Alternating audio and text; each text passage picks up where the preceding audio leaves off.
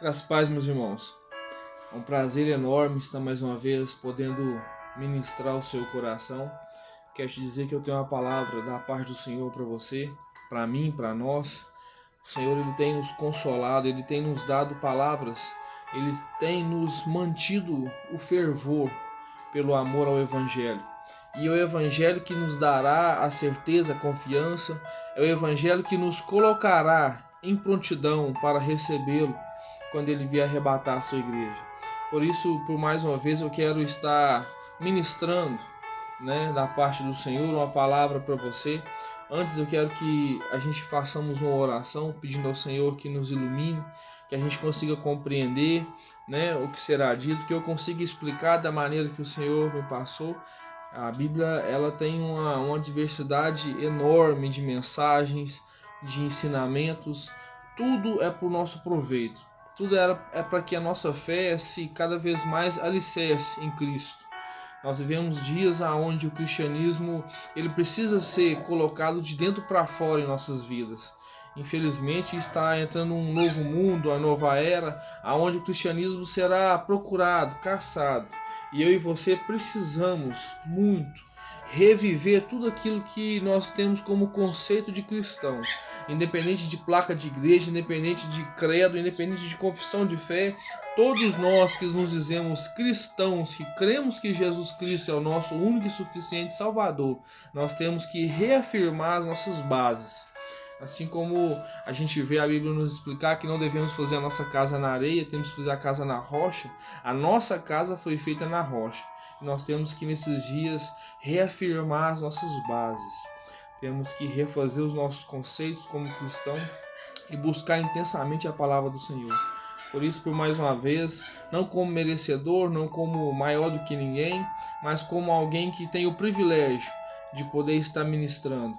Eu que outrora não tinha nem coragem, hoje tenho prazer e amo de coração. Por isso eu quero te convidar a orar nessa manhã, para que o Senhor nos faça compreender o que será dito, que a sua mente seja aberta, que os meus lábios possam expressar aquilo que o Senhor tem me dado, e que seja um momento onde venha a ser revitalizado em nós o cristianismo. Amém? Vamos orar? Curva sua cabeça. Senhor Jesus, eu quero por mais uma vez clamar a Ti, Senhor, te pedir que o Senhor consiga nos conduzir a entender, a compreender, a permitir que a Tua palavra fale conosco nessa manhã. Senhor Espírito Santo, aquele que está do outro lado da telinha, Senhor, ouvindo essa mensagem, que o Senhor provoque nele, Pai, algo diferente, Senhor. Que essa palavra, Senhor, que esse momento consiga alcançá-lo no íntimo, Senhor. Que de verdade a gente consiga compreender, Pai, o Teu trabalhar nesses dias, Paizinho.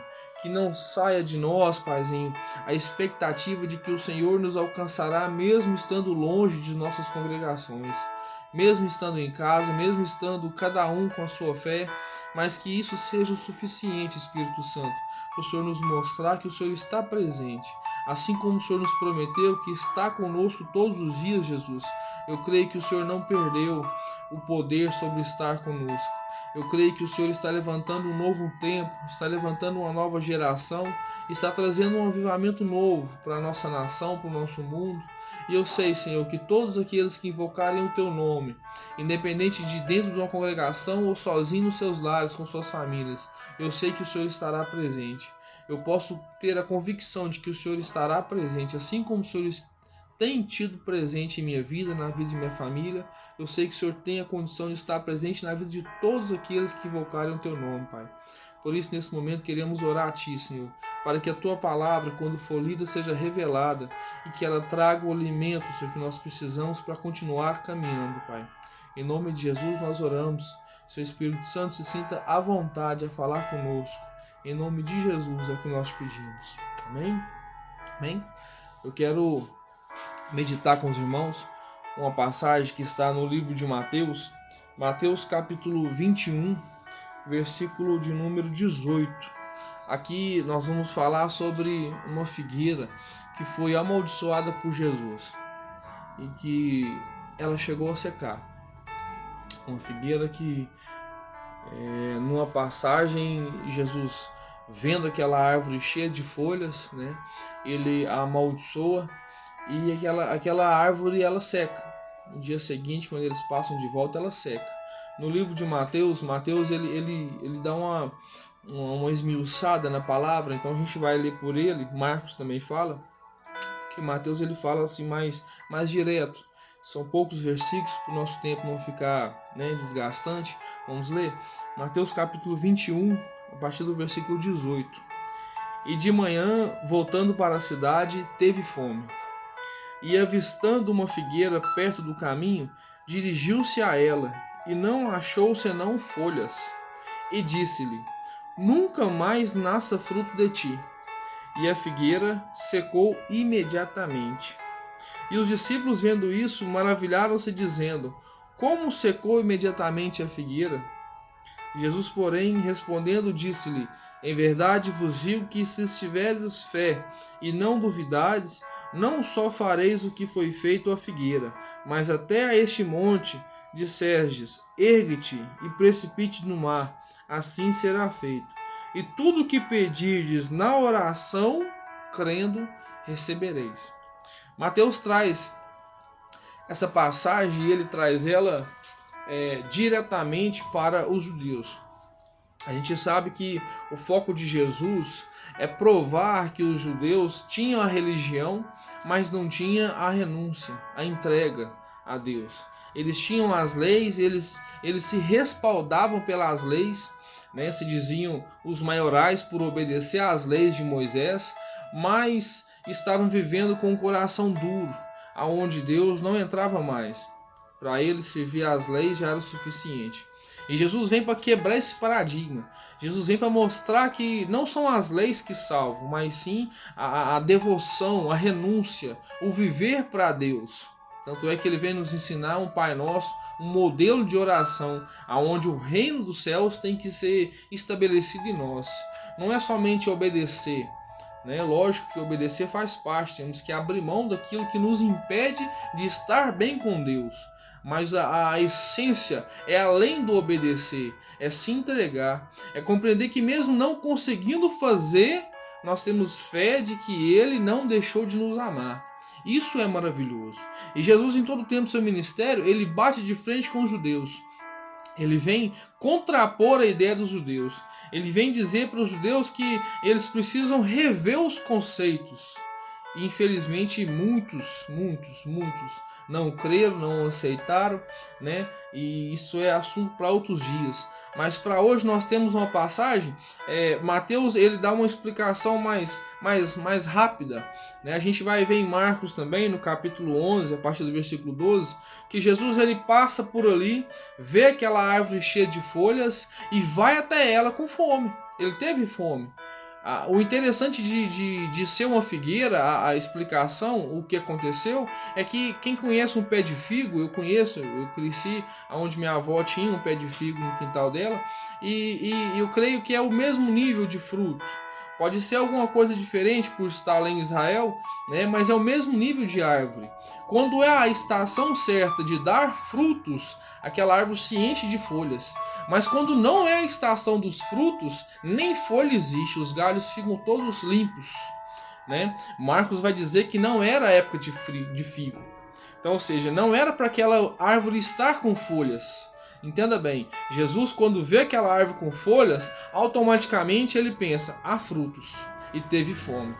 E quando ele chega nela e só vê folhas, ele amaldiçoa. Amaldiçoa porque só havia folhas.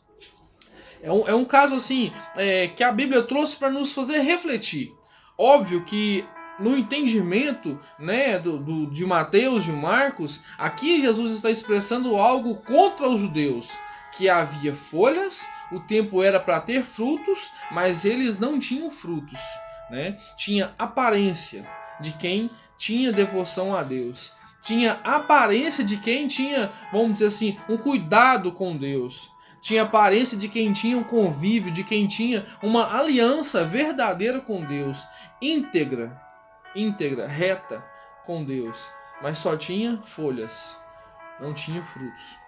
Jesus ele quer nos mostrar com essa parábola, nós que somos, vamos dizer assim, enxertados nele, né? Nós que não somos judeus, mas que cremos em Cristo, que ganhamos a salvação pela graça, pela crença de que Ele é o nosso Salvador, pelo acreditar que Ele veio para todos quantos nele creem, né? Por acreditarmos que aquilo que foi feito em nossa vida, o convite que nos estendeu para a gente poder participar desse evangelho, isso nos dá a garantia de ser salvos por Ele. Ele vem nos mostrar com essa parábola que nós também temos que ter o cuidado de perceber a hora, o momento que nós estamos vivendo. Será que existe frutos em nós?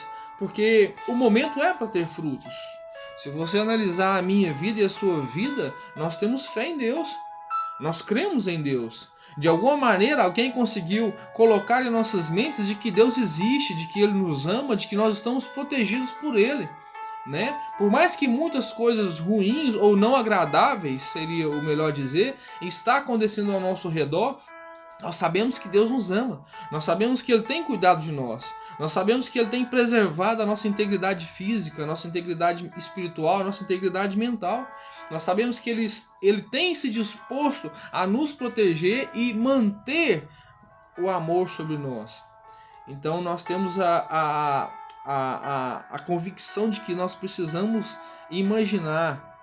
Ele está trabalhando em nós e nós temos que ter fruto. A nossa fé, ela já é um fruto, né? Ele vai dizer aqui que você tem que ter fé, né? Os discípulos, quando questionam como que isso pode acontecer, os discípulos não viam nessa visão panorâmica dele mostrar ali um paradigma a respeito de Jerusalém, a respeito de Israel, a respeito dos judeus. Mas nós podemos ver que a indagação dos discípulos era como que o Senhor teve poder de fazer isso. E Jesus vai trazer para dentro do quesito fé. Se você tiver fé e crer, até o monte que você ordenar, ele salta ao mar. Então tudo que pedir em oração, crendo, recebereis. Jesus traz para um momento a conversa onde eu e você tiramos um bom proveito dela. Não somos judeus, não estamos sendo apontados de ser religiosos como os judeus, mas nós temos uma intimidade. Nós temos uma noção do certo, do errado, do bem, do mal. Nós cremos que Deus é aquele que irá salvar o mundo. Nós cremos que Deus é o único que tem condições de parar as atrocidades, os tempos ruins que têm se estendido até nós. Então isso é fé. E o que ele quer dizer para nós é que quem tem fé tem que ter frutos. Né? A fé só estabelece dentro do coração humano quando esse é quebrantado pelo próprio Deus. Se você tem fé, se eu tenho fé, é sinal de que o Espírito Santo tem trabalhado em nossas vidas. Então cabe a nós exercer a nossa fé e dar os nossos frutos. Né? Frutos esses que não são difíceis de compreender. Esses frutos que eu estou dizendo, esses frutos que Jesus procurou naquela árvore, é o mesmo que Ele procura em nós, a começar pela perseverança. Temos que ser perseverantes. Temos que ser perseverantes a ponto de, em nossos lares, nós não deixarmos de buscar a Deus. Em nossos lares, nós sermos honestos com nós mesmos, entender que a igreja somos nós. A igreja somos nós. Nós temos que manter essa chama acesa. Eu aprendi do meu pastor que nós temos que limpar todos os dias as cinzas do altar. Isso é muito interessante e muito preocupativo. Antigamente a gente tinha os sacerdotes fazendo sacrifícios e todos os dias ele fazia um sacrifício. E o altar ou a tábua, onde o lugar onde eram feitos os sacrifícios, né, no dia que ia fazer, ele limpava primeiro o altar, tirava toda a cinza para depois começar um novo sacrifício. Sabe, irmãos, é difícil a gente achar que não temos condições de ser perfeito, mas é uma realidade, nós não temos condições de ser perfeito. Cabe a nós toda manhã, todos os dias, termos clareza de quem nós somos. Cabe a nós ter transparência a nós mesmos, não nos enganar a nós mesmos e ter momentos de reflexões, onde a gente venha pensar aonde eu tenho errado, o que eu tenho errado. O que eu tenho feito que não passa, né, pelo crivo, pelo avaliar, pelo bom conceito de Deus? O que eu tenho feito errado? E nisso pedir perdão. É a nossa crença. É o que há, é o que acontece. Né? Deus fala na sua palavra, em João 3,16, que Ele amou o mundo de tal maneira que deu o seu Filho para que todo aquele que nele crê não pereça. Entenda bem, o crer faz parte do confessar. O confessar faz parte do crer e isso é o Evangelho. quando nós cremos que Deus existe, que Jesus é o único que pode nos perdoar, nós temos que ter esse fruto que o Evangelho nos traz, que é pedir perdão por aquilo que está errado. Amados, entenda que as doutrinas que nós seguimos em nossas igrejas não é o suficiente para nos salvar. Elas vão nos instruir como caminhar, como devemos andar. Elas sempre nos dão um norte, nos dão um parecer aonde nós temos que participar, caminhar, andar, né? Mas Jesus vem trazer um ministério aonde que a primeira pregação, a primeira mensagem, ou o foco da palavra é: arrependei-vos, porque é chegado o reino dos céus. Arrepende, que o reino dos céus está aí. O arrepender é a chave. O abrir mão, o pedir perdão é a chave.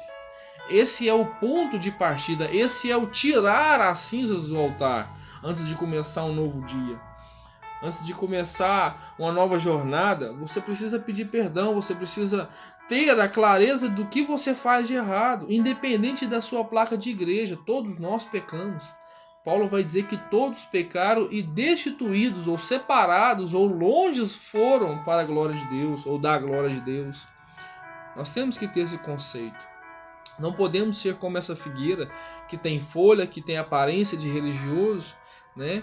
Que tem vamos ser mais sinceros, uma máscara de que nós somos, né? Que nós temos Deus, e nós não conseguimos ter um momento com Ele todos os dias. Isso é prejudicial. Isso é prejudicial à nossa saúde espiritual, né? Eu tenho tido lutas dentro de mim para poder manter todos os dias a chama acesa, e todos nós temos. E esses dias são tempos onde nós iremos mesmo ter dificuldades em permanecer na presença de Deus. Porque houve uma mudança. Nosso costume era ir aos cultos e ali sentir a presença de Deus, ali participar de um movimento, ali ter, né, os ouvidos voltados a uma palavra, a um louvor, e ali ver a manifestação do Senhor. Só que nós temos que entender que o Senhor ele tem nos colocado em outras condições. Condições estas que agora temos que ter um avivamento particular, de dentro para fora, cada um no seu lar, cada um na sua maneira. A quarentena não é uma matança, a quarentena é um momento, é uma fase que estamos passando. Não quero trazer menção sobre o vírus, sobre o que está acontecendo, já está muito claro em nossas mentes, mas temos que agora focar a nossa visão espiritual no que está acontecendo no âmbito espiritual. No âmbito físico, nós sabemos que há um mal acontecendo na humanidade. Mas no âmbito espiritual, se está acontecendo e se passou pela permissão de Deus, tenha certeza que Ele está trabalhando. O Senhor ele não para. O Senhor ele não perde o poder. Ele não deixa de exercer sobre nós o poderio. Tudo está nas suas mãos. Isso nos dá a garantia de que Ele está trabalhando. Não podemos ser achados como uma árvore que tem folhas, mas que não tem frutos. Em tempos de que tem que ter frutos. Entenda bem, não é outra árvore senão a figueira. A explicação é bem clara. Se tem folhas, tem que ter fruto. Se cremos em Deus, nós temos que ter intimidade com Ele, do seu jeito, da sua maneira. O ponto que eu quero chegar nessa palavra, e esse ponto eu gosto muito de falar sobre ele, pois ele nos garante que nós não seremos perfeitos, é que o pecado, ele faz sim divisão entre nós e Deus. Mas não é o cometer o pecado, é amar cometer o pecado. Pecador todos nós somos. Cometer erros e vacilos todos nós vamos chegar nesse ponto. Mesmo querendo ou não querendo, nós vamos cometer vacilos. Mas o prazer no pecar é que nos tira da presença de Deus. Tem gente que fala assim que Deus odeia o pecado e ama o pecador. Eu não consigo ver por esse lado. Eu aprendi pelo Paul Washer, né, em seus livros que eu li, que o pecador ele está condenado para o inferno. Então Deus não ama o pecador. Deus ama aquele que comete o pecado, mas não ama pecar. Consegue me entender? Se nós temos falhas e erros, nós não podemos ter prazer neles. Nós temos que lutar para que isso não torne a acontecer, para que isso não nos escravize, para que isso não vire hábito. Nós temos que lutar. A nossa consciência nos mostrará o que é pecado. A nossa consciência nos mostrará aonde estão os erros. E nós não podemos ter prazer neles. A nossa consciência nos mostrará para que a gente lute contra eles. Nisso nós fazemos menção da nossa fé. Porque a fé em Cristo, ser cristão é isso. É abrir mão de nós mesmos e seguir uma ideologia, né? Uma linha de raciocínio onde aquilo que é considerado pecado pela palavra, eu não posso ter prazer em fazer. Ainda que eu venha fazer, eu tenho que lutar contra isso. Eu tenho que amanhecer, orar, clamar a Deus, pedir ao Senhor perdão, pedir ao Senhor que me coloque nas suas mãos. Né? Eu tenho que dormir, agradecer a Deus, entregar nas mãos de Deus tudo aquilo que foi me dado, né? E ter a certeza de que Ele irá provocar em mim um novo amanhecer, um novo viver, renovar as minhas vidas, renovar o meu conceito, renovar o meu modo de enxergar as coisas. O Senhor trabalha em nós. O Espírito Santo ele está no mundo para nos convencer. Aleluias. Então que a gente possa ter essa visão.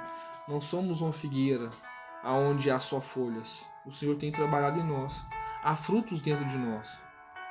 Independente da sua religião, independente do seu credo, independente da sua raça, independente da sua maneira de pensar, o Senhor tem trabalhado em nós. Busque nesses dias na sua casa, no seu jeito, da sua maneira. Busque ter um avivamento, você e Deus.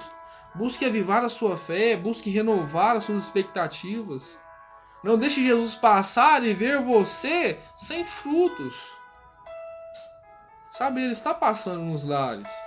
Ele tem tentado manter uma intimidade com seus filhos. E nós não podemos negar isso. Não podemos negar que Ele tem dado a nós oportunidades de poder expressar a nossa fé. Isso é importante. Ter culto em nossos lares, ter momentos onde a oração ela é o foco, aonde podemos ouvir a palavra, onde podemos pensar e refletir. Tem tantos vídeos, tantas ministrações, todas as igrejas até onde eu sei tem se mobilizado em deixar mensagens, em pregar, né? Em deixar colocado no YouTube, no Facebook, tantas palavras boas.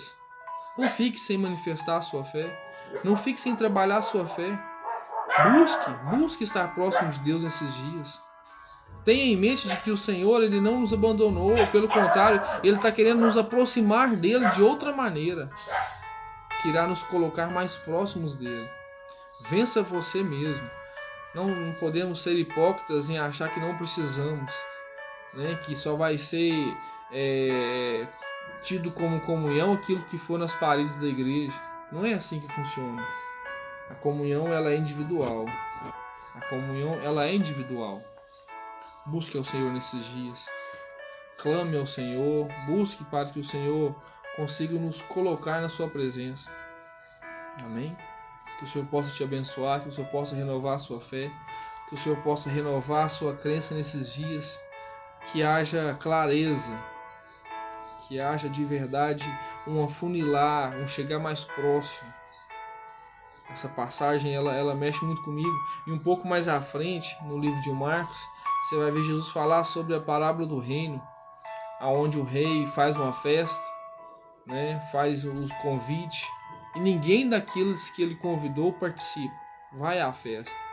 Ali está fazendo um simbolismo mais real ainda, sobre a questão dos judeus que não aceitaram Jesus.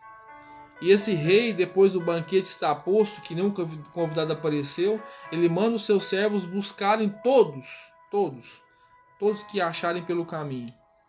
Pessoas que não tinham sido convidadas passam a fazer parte daquele banquete.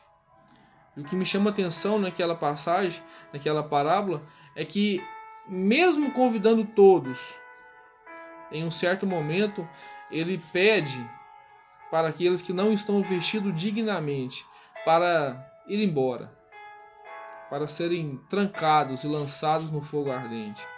Ali sim ele faz um simbolismo a nós, que somos enxertados nessa crença. Não somos judeus, mas fomos convidados a fazer parte desse banquete. Mas quando entrar para o banquete, nós temos que estar com vestes de casamento, de banquete. Não podemos estar de qualquer maneira.